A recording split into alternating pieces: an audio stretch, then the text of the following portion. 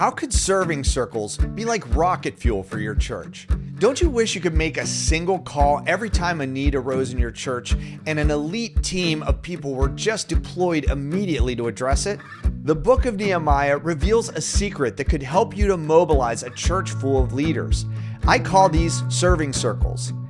In this video, I'll introduce the idea of serving circles along with 3 simple steps you can take to launch serving circles at your church. Be sure to stay to the end when I share 5 serving circle ideas that you probably haven't thought of yet. Let's get into it. What is a serving circle?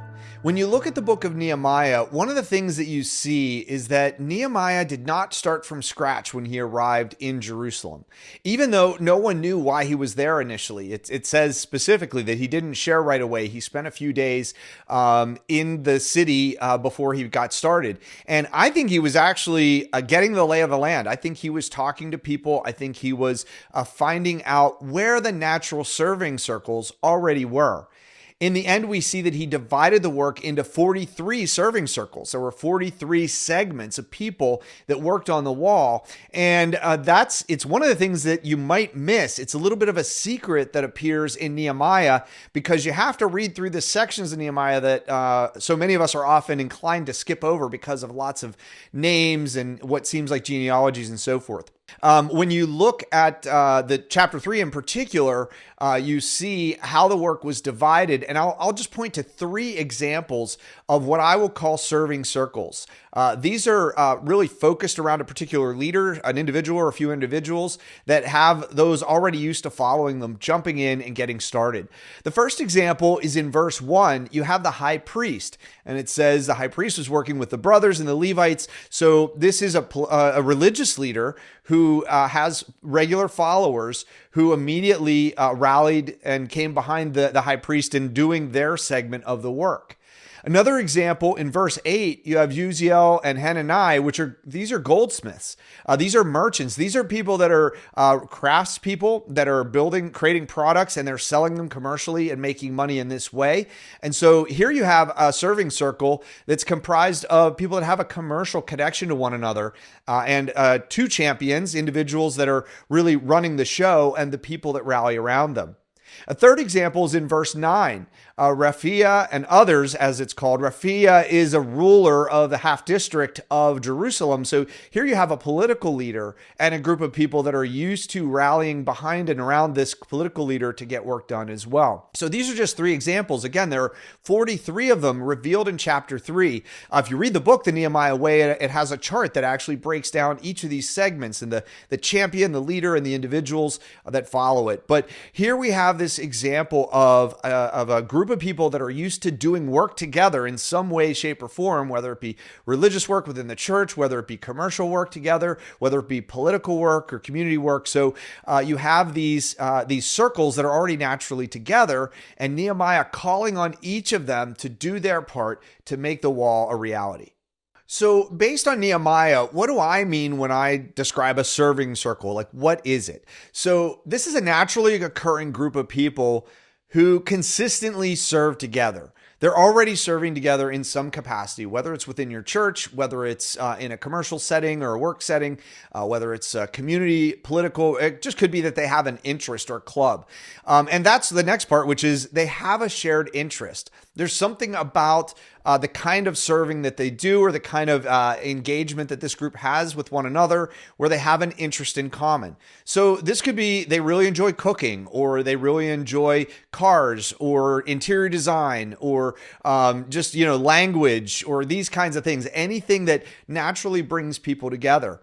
The other thing that I would say is a characteristic of a serving circle is that it surrounds a leader. And this isn't a leader that's been elected or dubbed as a leader or granted authority. This is just someone that sort of naturally emerged as a leader. No one usually talks about this person's our leader, but everyone knows. They all kind of look to this person for direction, for ideas, for just kind of getting everyone together, getting everyone mobilized. The other characteristic of serving circles is that it really involves kind of a community of belonging. This is a group of people that comes together. They enjoy being around one another. They know each other. They have relational connection, and that brings them together, and they feel a need met within themselves as being part of this.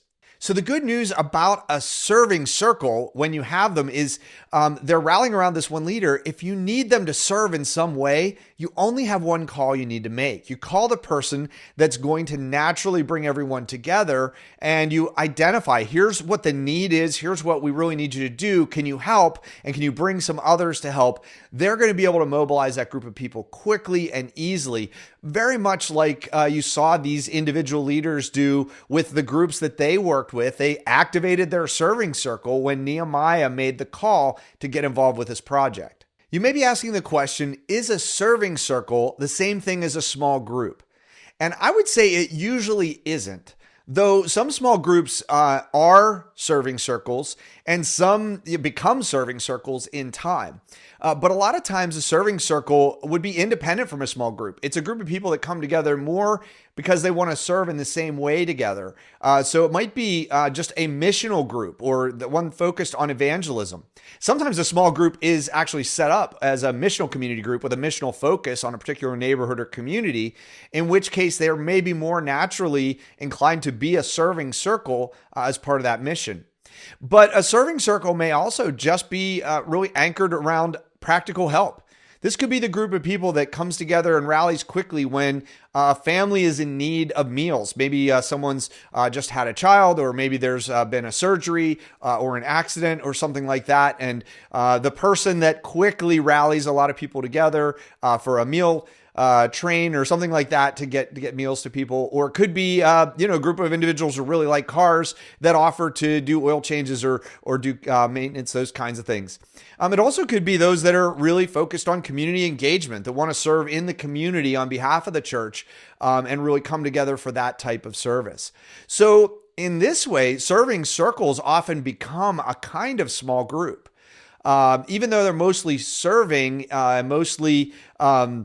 doing work together, there's going to be this natural inclination for serving circles to actively practice discipleship as well.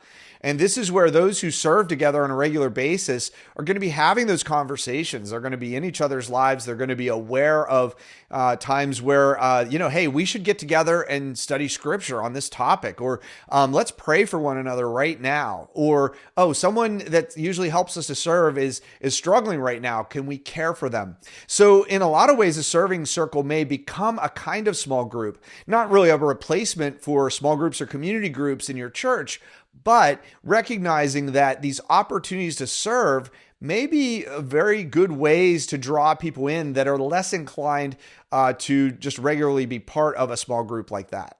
The next question you might be asking is it even possible to create a serving circle? One of the questions that often comes up is, do these have to naturally occur, or could they be intentionally launched? And I personally believe it could be both.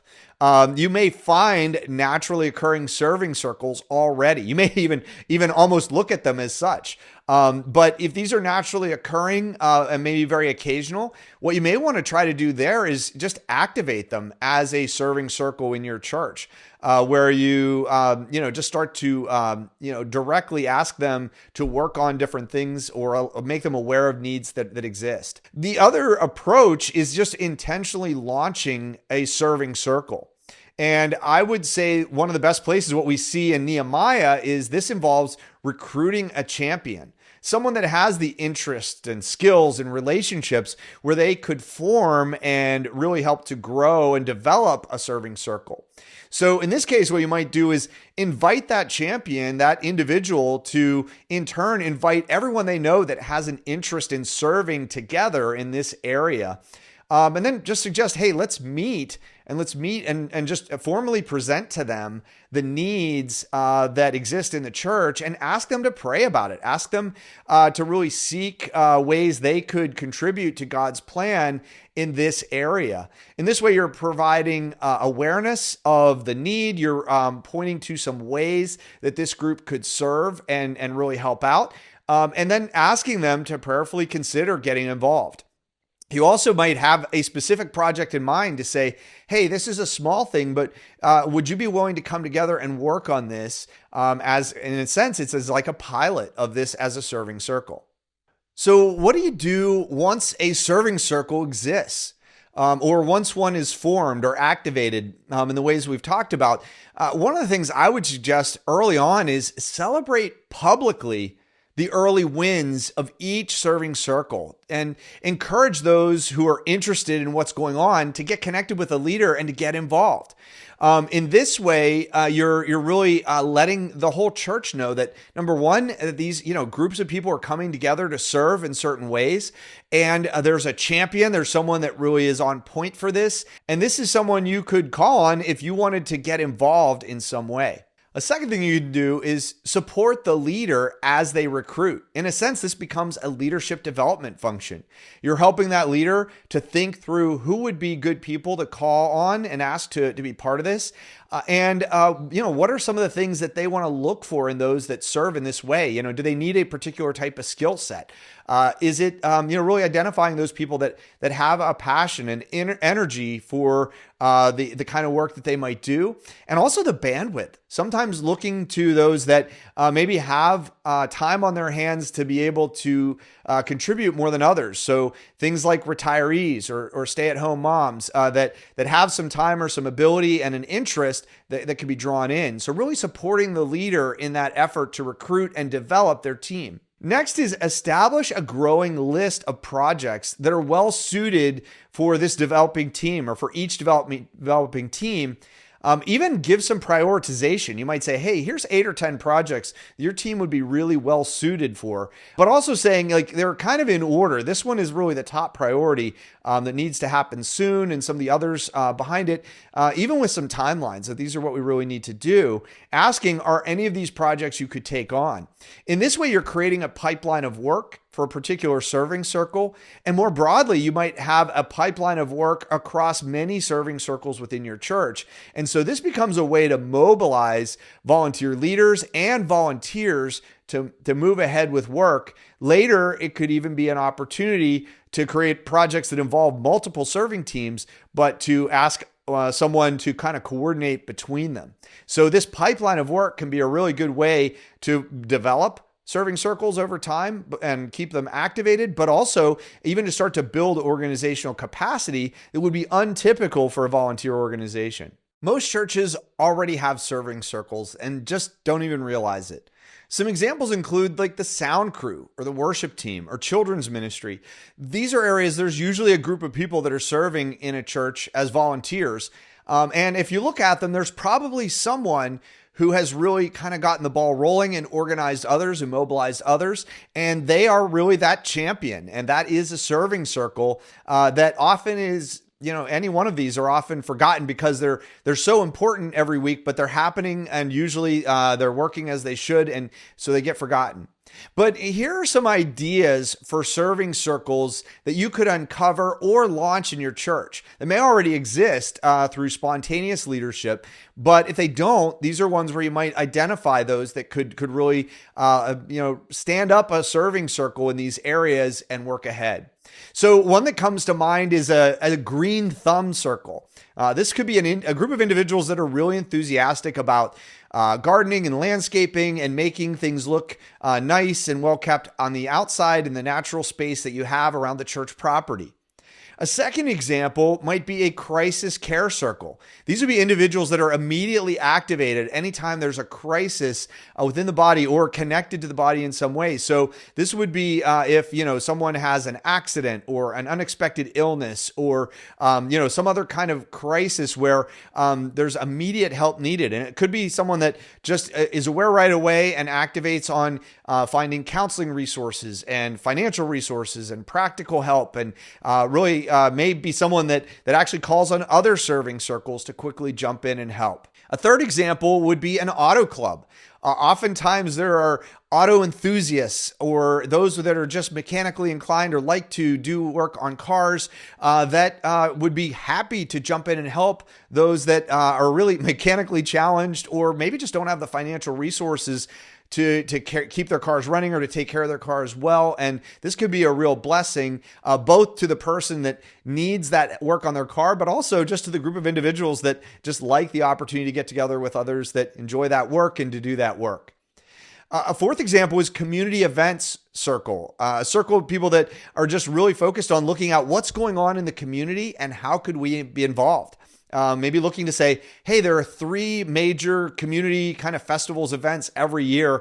Could we have a plan to have a booth, maybe to give away water or do something that's really meaningful, that also just serves as outreach to let people know we're here and to give to our community. Another idea, a fifth idea, would be drivers on a mission circle. This could be individuals who are just have the time and the ability and the willingness to go and help people that need transportation. Pick them up, take them someplace, or even just make some calls and find someone that could carpool with them, that kind of thing. So these are just a few examples of the kinds of serving circles that may occur naturally or may not be occurring. You could either activate or you could start to stand up these by nominating a champion, asking someone to step up and recruit.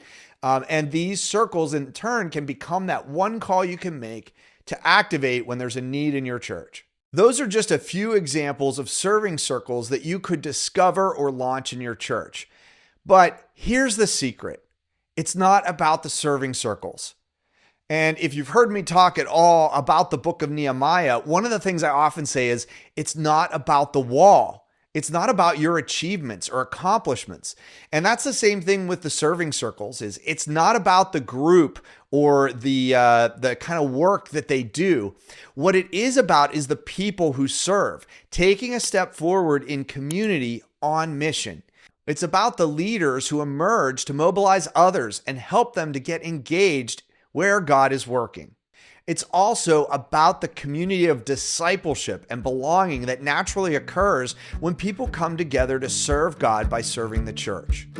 For more practical ways to mobilize a church full of leaders based on the book of Nehemiah, be sure to subscribe to this channel and check out my video, The Nehemiah Way.